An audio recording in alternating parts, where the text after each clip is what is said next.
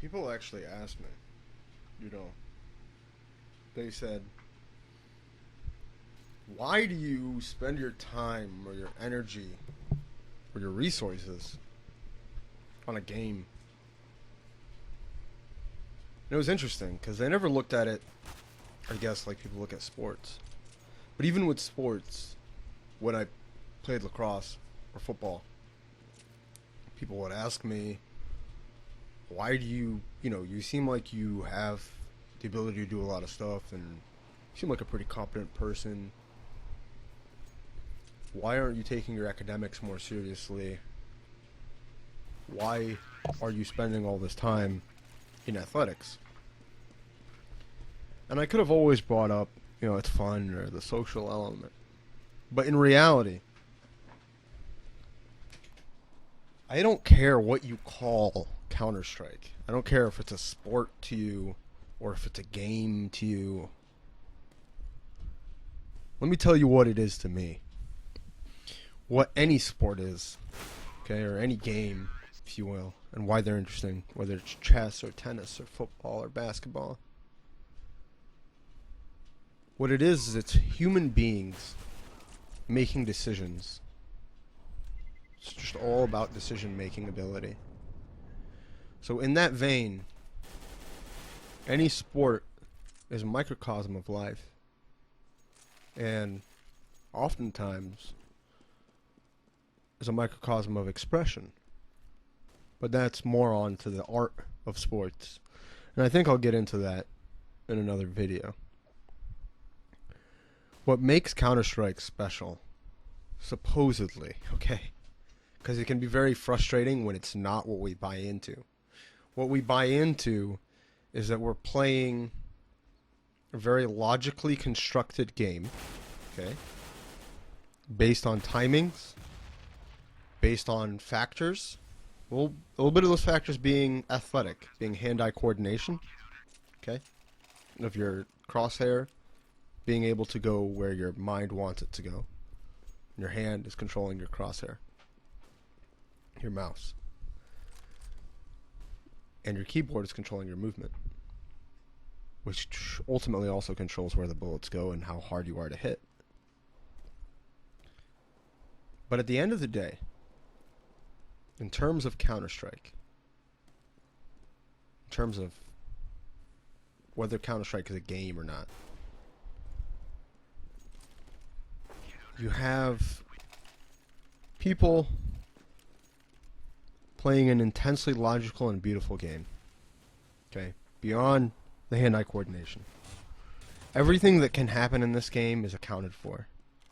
Everybody can get to a certain point on the map from their spawn point at a certain time. You think they have the best possible spawn. And otherwise, if they do that, you'd be able to hear them. So there's sound cues to everything. Okay, so everything can be accounted for in this game. And everything can be countered in this game. So everything has a logical response. Okay? And everything has a logical indicator as well.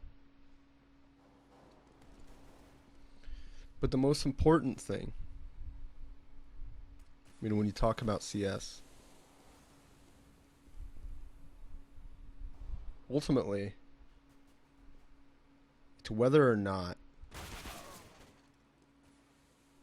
people are playing the game based on its logical restraints. What I mean by that is,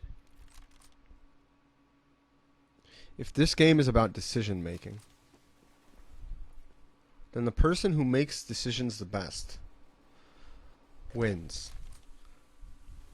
Forget the name you might want to call it, whether it's a sport or this or that. Ultimately, it's just a microcosm of a human being's decision-making ability. And what is life, if not our ability to make choices and our ability to be okay with those choices and our ability to learn from those choices? So where does Counter-Strike become an even more intelligent point? Well, learning and getting better at this game all comes from accountability and logic. So the person who learns the fastest becomes the best at this game, right? And what that generally means is, if you're able to look at what you did, see what's wrong in what you did, and correct it, you'll become really good at this game faster and faster. So you keep bashing your head over and over against the mistake rock, and eventually you'll figure everything out, right? Eventually you'll know what's going on and why, and you'll get better at what you're doing. And that's how people become better. Now, anytime you have somebody blame their teammates, blame anything on an external locus of control, blame their ping, blame their situation, blame what the other team is doing, blame cheats, they're ultimately releasing and relieving themselves of any kind of control over the situation. Meaning it's not their fault. Meaning there's nothing they can do. They take on this helplessness to make it any better. And there's nothing they can do to improve. And this is a really dangerous mentality to have, because anytime you feel like there's nothing you can do to improve, or there's nothing you can do to be a better player, then you won't get any better. Then it's the end of the road for you. But people don't understand that they do it so many times in just these small segments. So on the macro level, they still believe that they can improve. I can improve this, I can improve that, I can improve this, I can improve this, I can improve that. But when they play a game, they never say, "Oh, I fucked up there. I should have peaked a little shorter." They never say, "You know what, man? Like, honestly, it shouldn't take that many swipes for me to get somebody's head. Like, I should just be able to move really quickly, get somebody's head, and be fine." Or, I shouldn't make that kind of decision where I'm taking on two people at the same time. I should take on one guy and then take on another guy. Or I shouldn't, make this decision where I'm letting this guy take me on individually and then take my teammate on individually.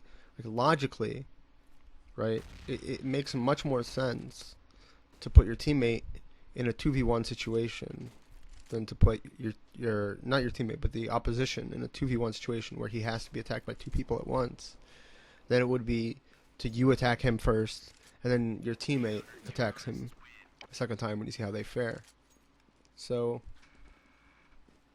crossfires are these intensely logical things that people should be doing, but it seems to never come up in anybody's mind. In any case, the reason why Counter-Strike is a beautiful game is just because the most logical should be the victor. Okay? And you might say, well, wait, how come this Randy fuck, got the better of me here? Well, guess what? Over time, if you were to play this terrible player, this 9 RWS player, this 8 RWS player, this Gold Nova, or whatever, over and over and over again, you'll get the better of him more often than not. So yes, there is a little bit of RGN, of random generated numbers, numerical values that lead to results in the game, a bullet going through your skull. So yes, that exists. But how often, you have to ask yourself, how often is that actually affecting anything in game? And if it is very often, right, maybe it's not, the RGN that's taking effect here. Maybe they're just legitimately better than you.